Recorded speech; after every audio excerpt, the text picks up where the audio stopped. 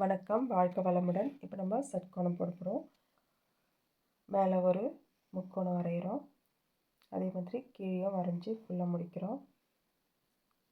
இப்போது இடது பக்கமாக ஒரு முக்கோணம் வரைகிறோம்.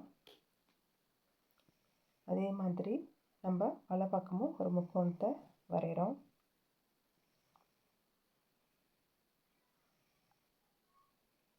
இப்போது இடது பக்கத்துக்கு கீழே அதுக்கு நேராக நம்ம கீழ்ப்பக்கமாக பார்த்தா மாதிரி முக்கோணம் வரைகிறோம்.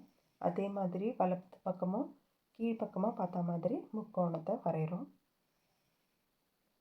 இப்போது இந்த ஸ்டார் நடுவில் நம்ம பச்சை பயிர் வைக்கிறோம். அது ஃபுல்லாத்தையும் நிரப்புகிறோம், எல்லா கேப்பையும். இந்த மாதிரி எல்லா முக்கோணத்துலையும் நம்ம நிரப்பி முடிச்சிடணும். முடிச்சதுக்கப்புறம் தட்டு வைக்கிறோம். செம்பு தட்டாக இருக்கணும், அதை பார்த்துக்கோங்க.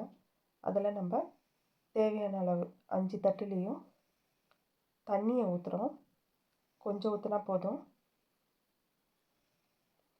இது மேலே நம்ம இப்போது விளக்கு வைக்க போகிறோம். இதுக்கு 5 விளக்கு தேவை.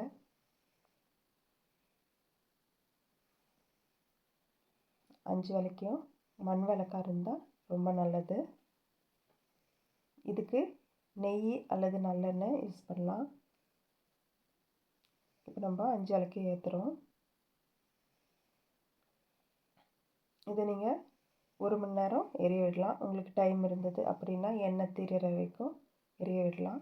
இப்போ இதை பூ வச்சு நம்ம இப்போ அலங்காரம் பண்ணிகிட்ருக்கோம்.